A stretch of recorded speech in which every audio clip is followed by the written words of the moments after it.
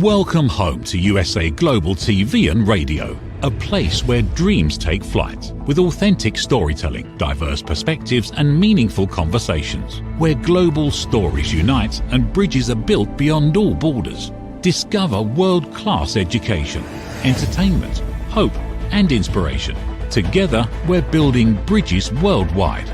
Subscribe to our channel, USA Global TV. Download our app, USA Global TV. Be our guest or join our team. Visit usaglobaltv.com. Thanks to our founder and executive producer, Dr. Jacalyn Kerbeck. Music score by Yeffy Tang from Cloud Road Music. Voiceover artist Mike Porter. Creative direction by Paul Garcia. USA Global TV and Radio, your home for global connection. All rights reserved. This video and its contents are the exclusive property of USA Global TV and Radio. Unauthorized use, duplication or redistribution in any form is strictly prohibited.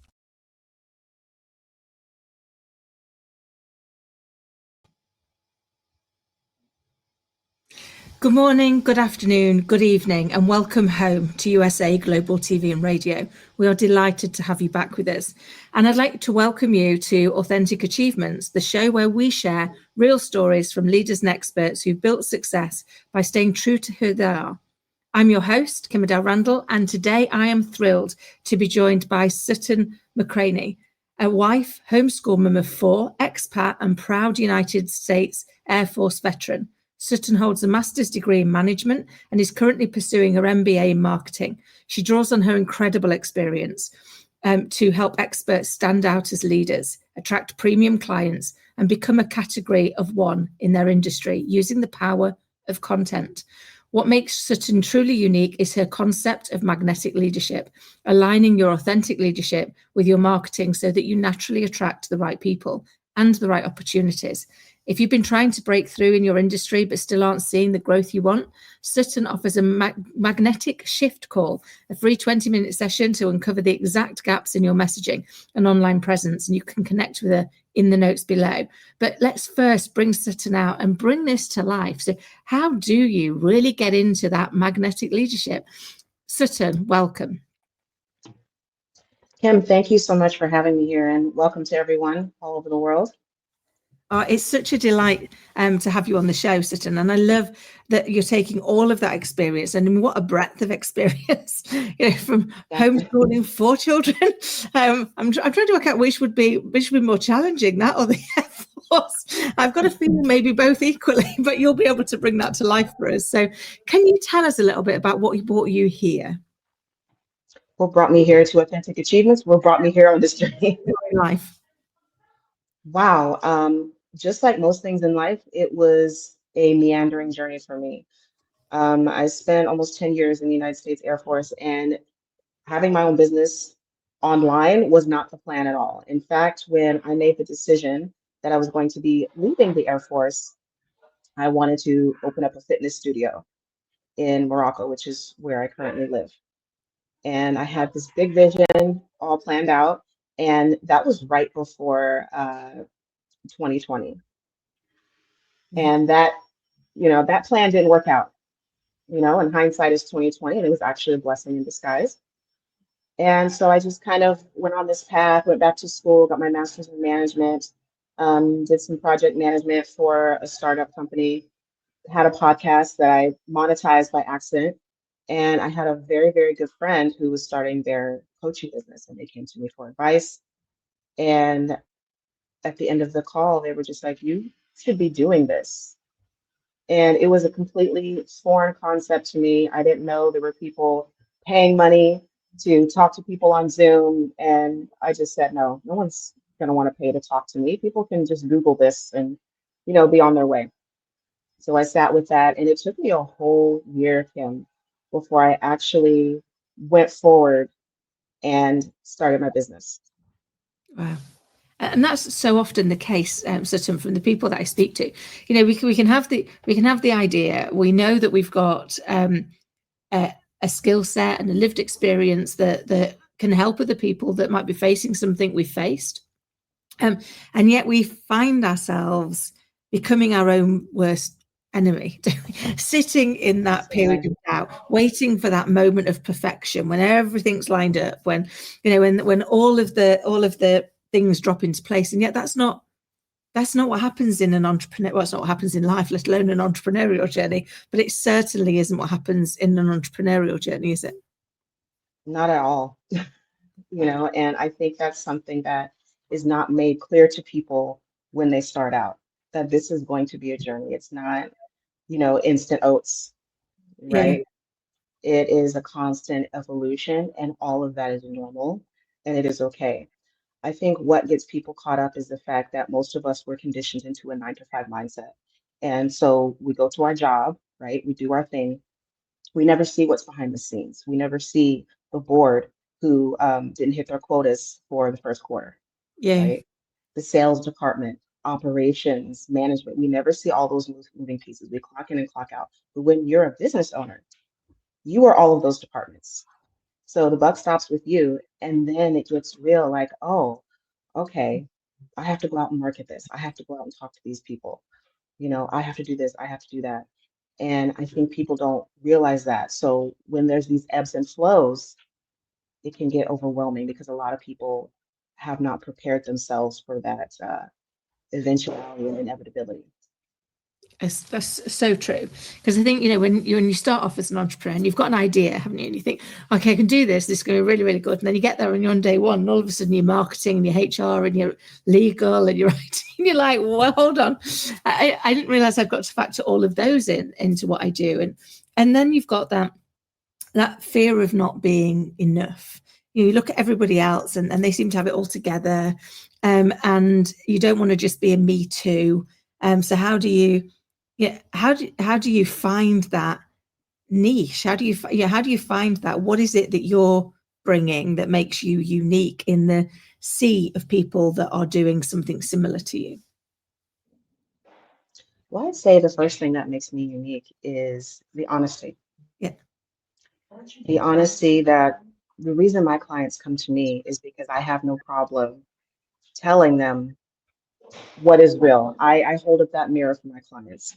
So I'm not just going to cheer them on, just to get them through the program, because my job is to guide them to where they want to be, not where I want them to be. So yeah, that means I have to be honest with them.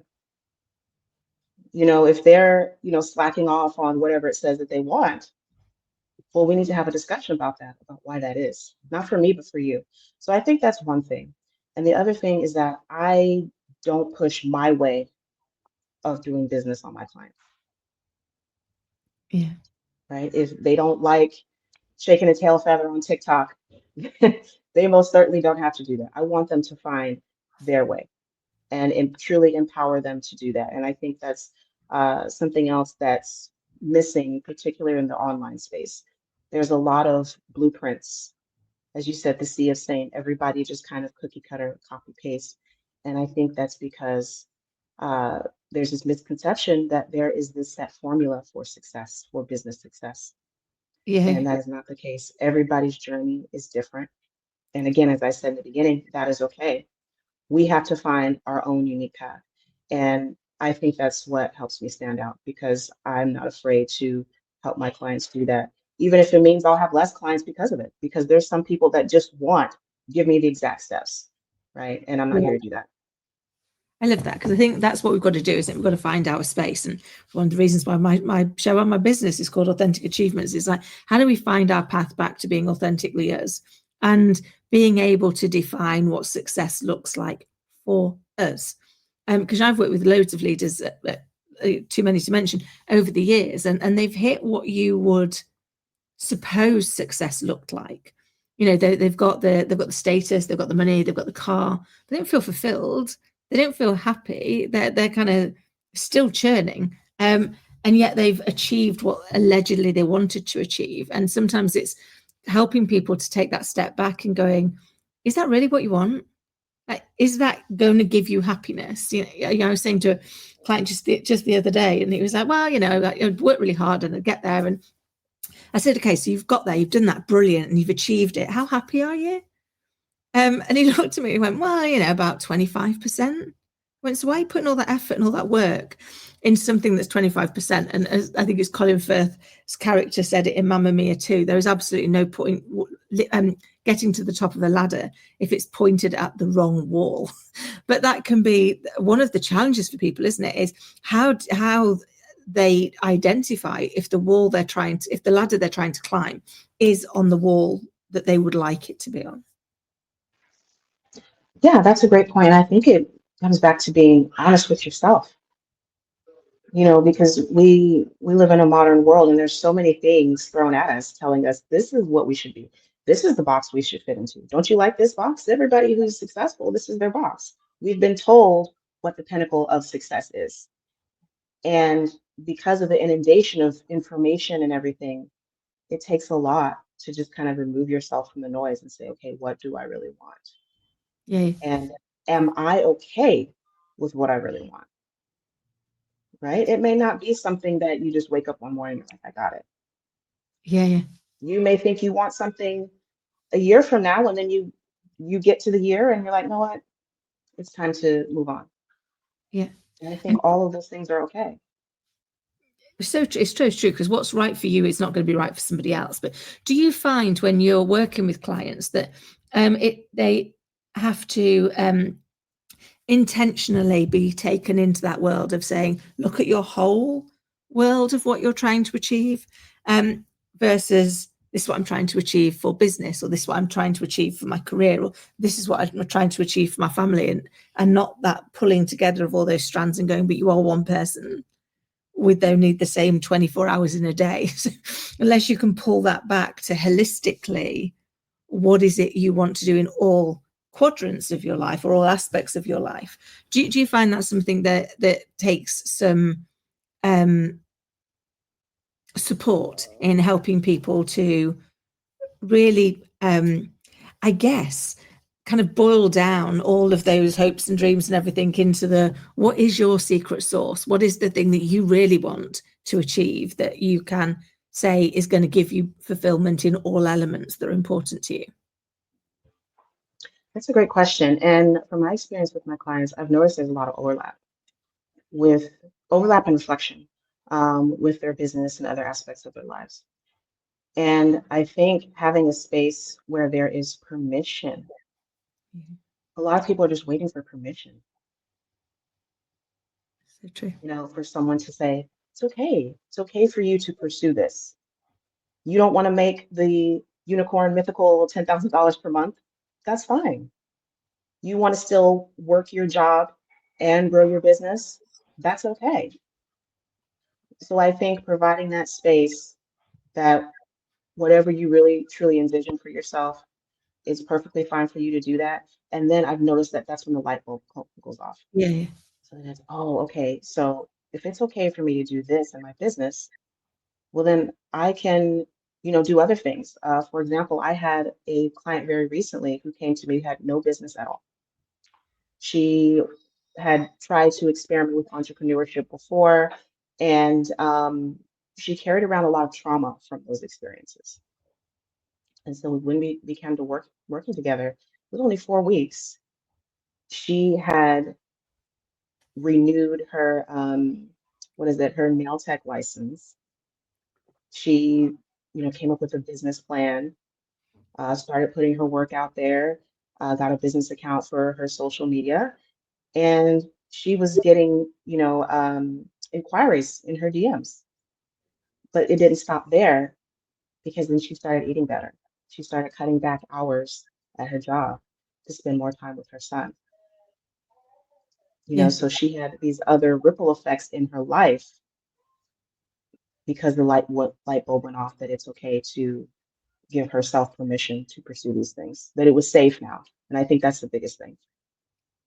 It's so true because we do often, we seek that external permission or validation that this is the right thing or now's okay, or that isn't going to be looked upon in a negative vein by anybody because you should be doing more hours at work, or you should be, we use should be all the time when we're thinking about what other people might say about us, and the reality is they're too busy telling themselves what they should be doing that they're probably not spending any time whatsoever thinking about what we should be doing in the slightest. But I think that permission to be human, that permission to say, the thing about life is none of us are getting out of here alive, so we may as well make the most of it while we're here.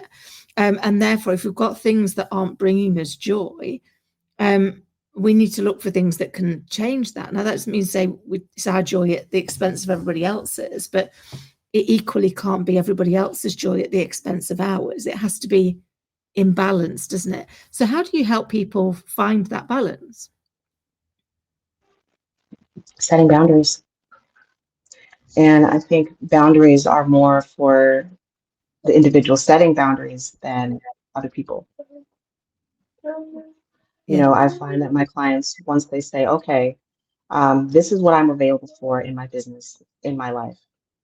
And then just like those other aspects I spoke about, there's that ripple effect that they begin to see, okay, this is my purpose, right? I'm being true to that. And then other people respond to that. Yeah. Right. So it's just this sphere of influence that goes outward once the individual makes that decision. It's so true, because I think we worry and we fear, don't we, what's going to happen if we set that boundary, particularly if we've not been very good at setting boundaries previously. I used to be horrendous at setting boundaries, and then when you first do start setting them, you do sometimes get a little bit of pushback that's like, oh, hold on, what's going on here? Because you're normally so flexible it hurts. And now you're being a little bit less flexible. And it's finding that, for me, one of the big steps was getting comfortable with that and going, yeah, I understand I'm not available when you need me to be, but here's the hours that I am available. I'm still available for you, but actually now I need to put that in line with other priorities, like my little girl, or other things that were going on, instead of saying yes and then spending all that time feeling like I wasn't doing enough for the person I'd moved out of the way to be accommodating for somebody else. And that, you're right, it is very much more for the individual. I now know when I set boundaries, it gives me freedom. It allows me to go, actually, it's perfectly acceptable for me to say I don't want to work past 10 p.m. in an evening, even if that works better for the other person, because that just means, like, if that means it's not right for us to work together, then it's not right for us to work together, because that's just the way of the world, isn't it? Whereas I think, particularly in those early entrepreneurial days, and I'd love your thoughts on this, almost the fear of, there's so many other people that are doing a similar thing, and how do you stand in your truth and share what it is that you do, and therefore, if somebody wants you to be available, you should be available, like, 'cause you're never going to grow your business any other way, and then you suddenly end up being beholden to it, and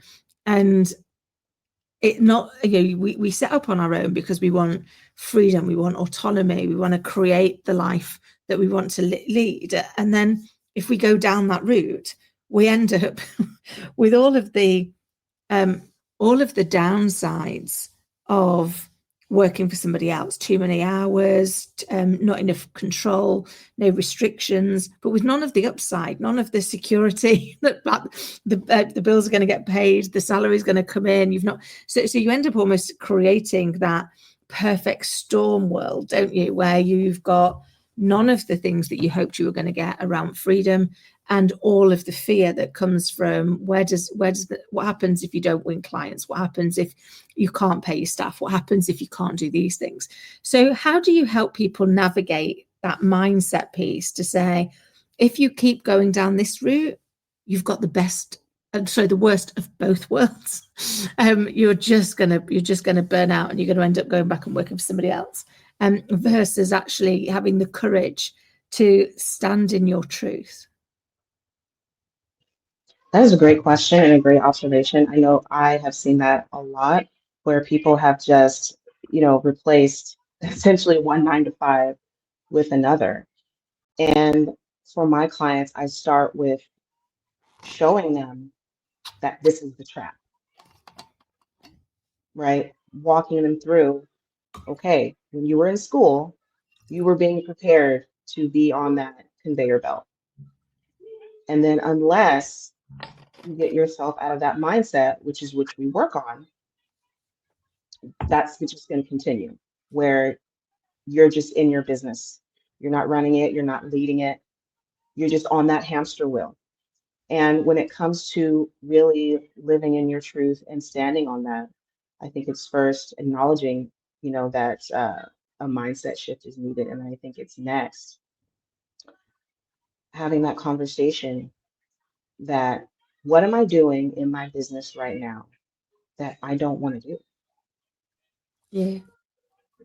And for some people that I've worked with, they've never thought about that before, right? It's They've not the never question. thought. It's not the Go ahead. question to ask, is it? We don't ask what could we stop. What are the things? One of the things that I do with clients is the do, delegate, or dump list. What are the things that you Mm, want to do because it's you at your best? Like they're the things you love to do.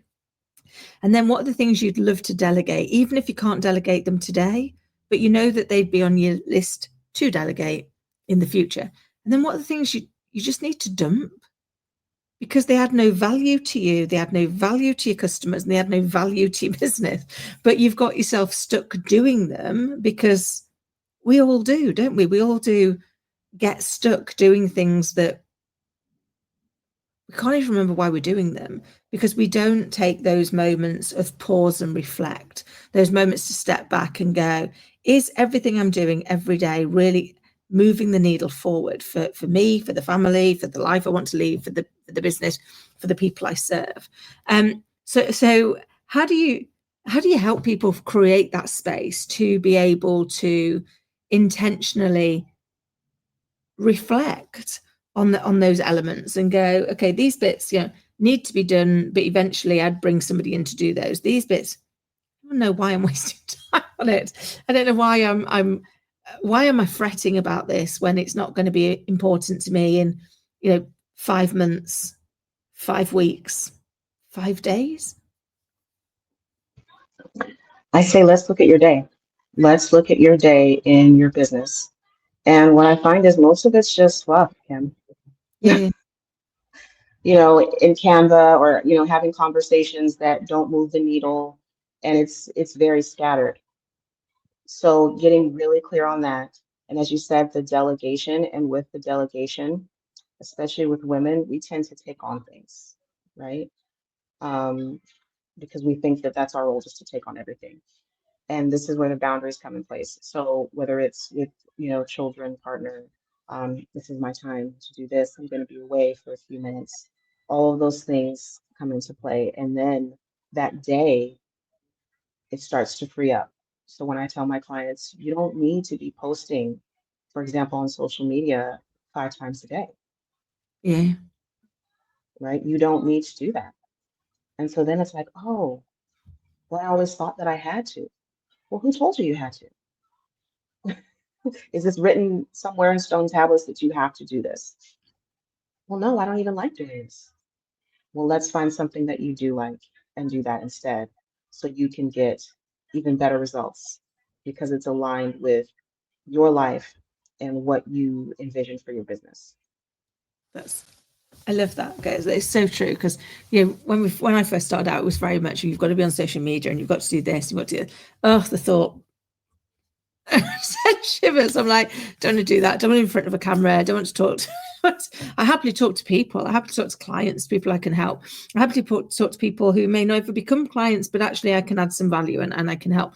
But that was very different from our having to do this. And yet all of the all the courses that you went on, like, this is what you need to do, like sheep dip everybody through it. And then we realize now actually that's not what anybody wants. People want authenticity. They want connection.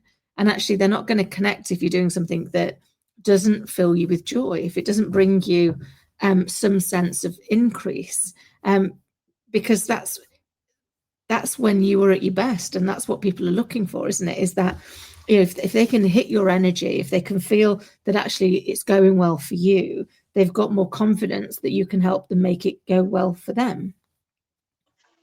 That is so true. And when you're mentioning authenticity and connection, you know, the world, we are interconnected, right? We are very connected when it comes to technology and access to information, but we are very disconnected when it comes to our humanity and the human component of connection.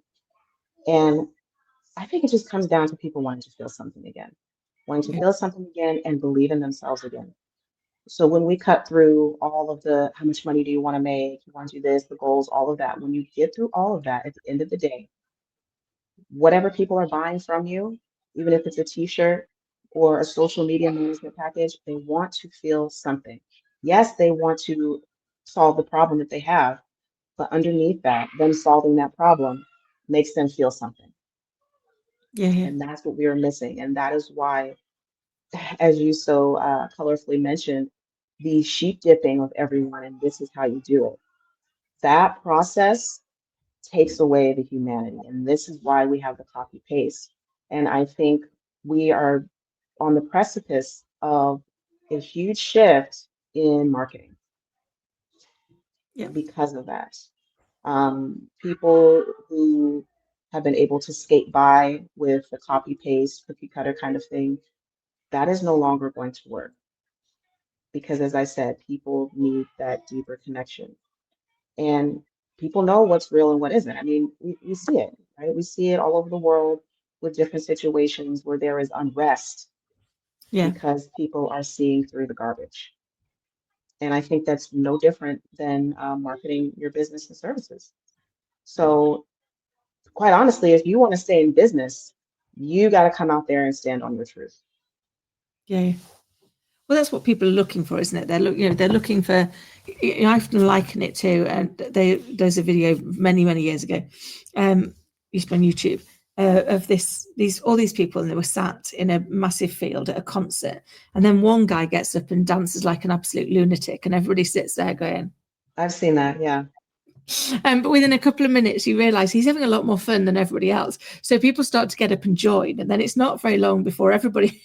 Actually, the weird people are the ones that haven't moved yet, the ones that have stayed there. And the reason I share that is I think that's the kind of image I get from standing in our own truth is the not being afraid to get out there and dance like a weirdo before everybody else joins. Because that's, I think, what the world's now looking for. They're looking for somebody who goes, you felt awkward following this path. You felt like you didn't fit in. You felt like you had to try and be something that you weren't. You had to filter every picture. You had to doctor everything that you said. And yet now, actually, what we really want is to go back to what we need as humans, which is to be listened to, understood, and respected. And that doesn't mean to say we don't disagree, but we don't disrespect. We allow people to stand in their truth without judgment. And it's going to take some brave people to make that move. But I think it is, like you say, that is the next iteration, isn't it? It's the next situation. And once that hits, I think that will just be the future. Yeah. I So, really do. Go ahead. sorry, I was just about to say, so tell me, you're sat with a beautiful backdrop behind you of the flavor room. I'm dying to find out more. That's a perfect segue into what we were just discussing, because I, that is really at the core. What was that? I hoped so. Yeah, that was smooth. I don't think you planned it, but it was perfect. So this is the flavor room is really my brainchild. I'll be quite honest. The flavor room came from a place of me starting my business over 3 years ago and coming online and looking around like, okay, there's no one that looks like me. No one that thinks like me, has similar experiences to me. And I always had this sense that there was this unspoken rule that I don't fit in. But when you come online, you start your business, people are telling you that you got to network, you got to get out there, you got to meet people. But I found myself just on the hamster wheel, forcing myself to be in spaces and places where it wasn't aligned. And I was observing how, different people were running their spaces, and I said to myself, I can do this and do it better. But I was not at that point on my journey to be Yeah. able to bring that to fruition. So I shelved it. It became one of those someday, right? We say that to ourselves. Well, someday I'll do it, maybe, because I knew I had a bigger vision and I wanted someone to partner with me on that. So fast forward to 3 months ago, and a friend of mine, we were actually in a challenge together, and we were just messaging back and forth. And I said, "Hey, I have this idea that has been in my head for 3 years. Do you know anybody who would be interested in helping out?" I was not even thinking about her. And she said, "Well, yeah, but tell me what it is." So I told her what it was, and she was like, "I would be interested." We did not have a sales page, we didn't have anything fancy. We just kind of had this concept. We put it on a Google Doc, and 24 hours, we sold out all of our founding member spots. Now after 3 months, we have 11 members, and we're represented by 7 countries. So what Wow. is the flavor room? I'm sorry? Sorry, I was just saying, wow, that's amazing. I was sorry, I just mean to interrupt you. I was No, it's fine. It's amazing because this is invite only. yeah, and you built it through that clarity. So the clarity allowed those people to be attracted to you. So sorry, I was just very interested. No, you're fine. We built it out of the clarity of action. Yeah, yeah. Not let's wait, let's plan it all out and then move. We moved and it became clear through the process. So the Flavor Room is a curated ecosystem for diverse leaders and entrepreneurs of color. So what does that mean? That means that for diverse leaders and entrepreneurs of color, they need a space where they can come in and get what they need for opportunities, access, influence. And that is a space that we provide, whether it's help with their marketing, their visibility, sales, whatever it is, we have this hub. And we want to elevate voices and individuals that don't fit the mold, that don't often get the exposure or get the tags and the shout outs and the opportunities to connect and further their business. They are often overlooked, undervalued, and underestimated. And so the real purpose of the Flavor Room is to change the face of entrepreneurship, saying that we have people who are here who are bringing their flavor, right? Bring your flavor, build your influence. So that's what we're about, and something that makes the Flavor Room, in my opinion, very different and special is the fact that it's invite only. It is not come one, come all, because we have set standards in place, standards that we follow in order to protect the integrity of the Flavor Room, but also to protect our members. And I think that's something that is missing in a lot of communities and groups and spaces is standards have often become lip service because people are afraid to say and stand in their truth. This is who we are. This is what we're about. So we're brushing that all to the side. We're saying this is who we are. This is what we're about. And here's why, because we're showing you what community can really be, where people come together. Amazing. And I love that because I think sometimes they are, it's just a little bit too much. How do you find out where you fit in? If people are standing in their truth, they know what their values are, they know what their value set is, and then you pull it into that. Actually, we're going to invite you in. There's almost an element. It feels like there's almost an element then of the person coming in is immediately given some accountability and some responsibility to then stand by those rules, stand by that moral fiber, that the value set that the community has created. Whereas sometimes in the come all whenever, that can be harder to get that sense of accountability because it hasn't been so implicit that actually you've been entrusted to be invited into this space as opposed to you were allowed to join it, which is psychologically quite different, isn't it? It's different, and you know what? It's scary. It's scary because when you're taking these marketing courses and things like that, you're told that's not a good business model. You need to cast that net far and wide. That's what we're told. You don't want to do anything that's going to inhibit you from making cash, Yeah. right? But as you said, when you set those standards, you call in a higher caliber of people who are going to get more from the space. And psychologically, their buy-in is greater. So now we've shifted the marketing where these are going to be your loudest voices. They're going to be shouting from the rooftops. And this is what we've had happen.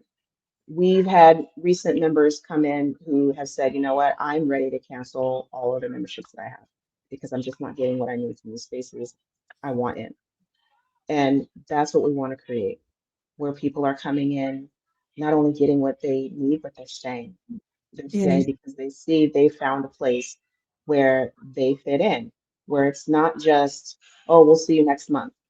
No, come in, we'll give you that support. We'll rally around you for whatever your goals are, but we're going to hold you to a higher standard because we know that that's what you're capable of. So we know going through school, that peer type environment, right? People are going to naturally adjust or they will filter themselves out.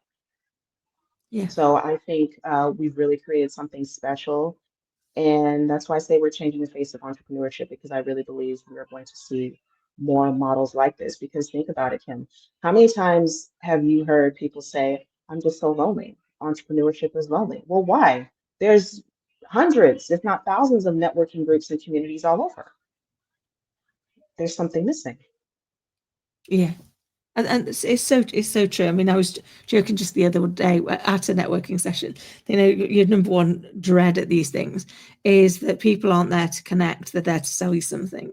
And the amount of people that start with their pitch first, I'm like, seriously, is that what you do if we just met in a coffee shop? Would you start with your pitch and the fact you can solve all the problems in my world? You don't know if I've got any yet. I mean, I've got millions, but you don't know what they are, and you don't know you can solve them. So at least ask me my name first. Like, come on, work with me. But people don't go to, or not in all, but what I've noticed recently is actually people are wanting to go to connect, and that's been quite interesting because I've gone to them recently as an author, which is much less scary for people. You're not trying to sell them anything other than potentially if they want a book, So immediately they're kind of more intrigued in having a conversation. I'm like, that's the true art of how we're going to build community.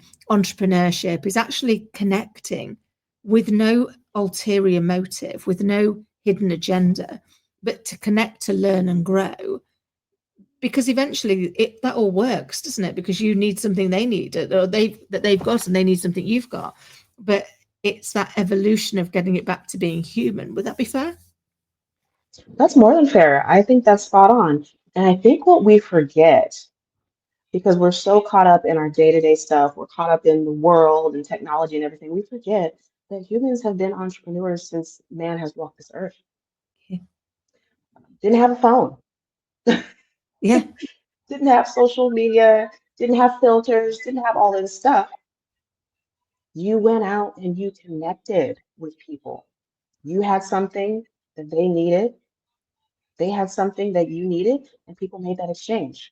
Yeah. We've forgotten that this is at our essence, that connection, and that connection is what grows business. If you talk to any, heavy hitter making 7+ figures, they will tell you in their story somewhere there is talk of connection, talk of listening, making people feel seen and heard.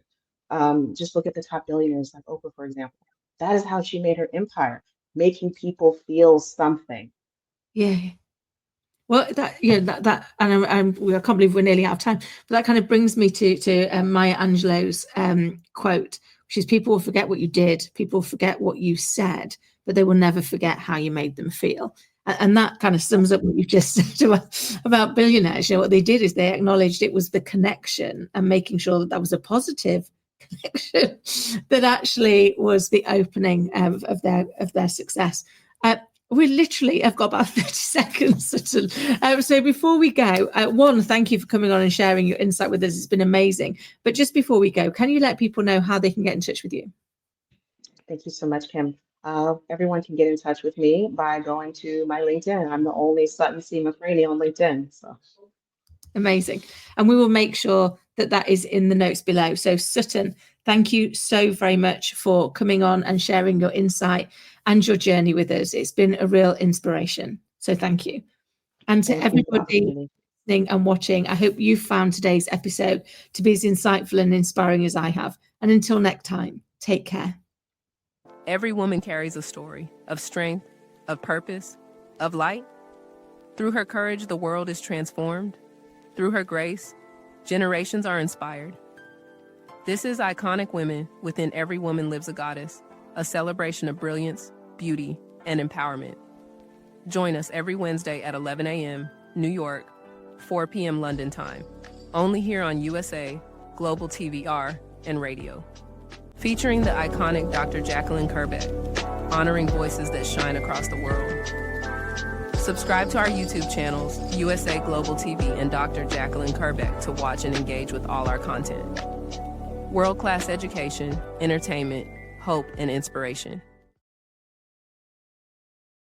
USA Global TV and Radio proudly presents Tracy Cram Perkins, a dementia caregiving survivor teaching how to balance care with peace of mind. #1 resource for dementia caregivers. It's the book Dementia Home Care: How to Prepare Before, During, and After. Over 17,000 copies sold of this must-have guide. And now a testimonial from Tracy Smith. If I was to describe this book to someone who is going through a similar situation, I would underscore how important it is to have some sort of a tool or a guidebook to help you through certain stages. And there's so many, it's such an unknown topic to the average person. And to have this as a reference is essential. It's going to help you get through it personally, as well as help your loved one manage. To learn more, go to TracyCramPerkins.com. Tracy Cram Perkins is an award-winning author. She's also the host of Dementia Home Care television show. Watch it here on USA Global TV and Radio. Thank you, viewers and listeners of USA Global TV and Radio, for joining us today. We're honoured to have your time and attention as part of our global community. At USA Global TV and Radio, we believe in the power of authentic conversations, meaningful connections, and creating a world of possibilities together. Want to be part of something bigger? Join our team of elevated listeners at usaglobaltv.com, a space where your voice matters and your ability to listen transforms relationships. Stay connected with us across all our platforms for thought-provoking discussions, expert insights, and empowering stories. Subscribe to our channels at youtube.com/c/USA Global TV. Follow us on social media and explore the endless opportunities we're creating for growth, learning, and inspiration. Together, we're not just broadcasting. We're building bridges and changing lives, one conversation at a time. For inquiries, contact us at info@usaglobaltv.com. Music by Johnny Dies. Produced by Executive Producer and Director Dr. Jacalyn Kerbeck. Voiceover by Mike Porter. Creative Direction by Paul Garcia. All rights reserved. Copyright 2025. Visit usaglobaltv.com to view our full terms and conditions.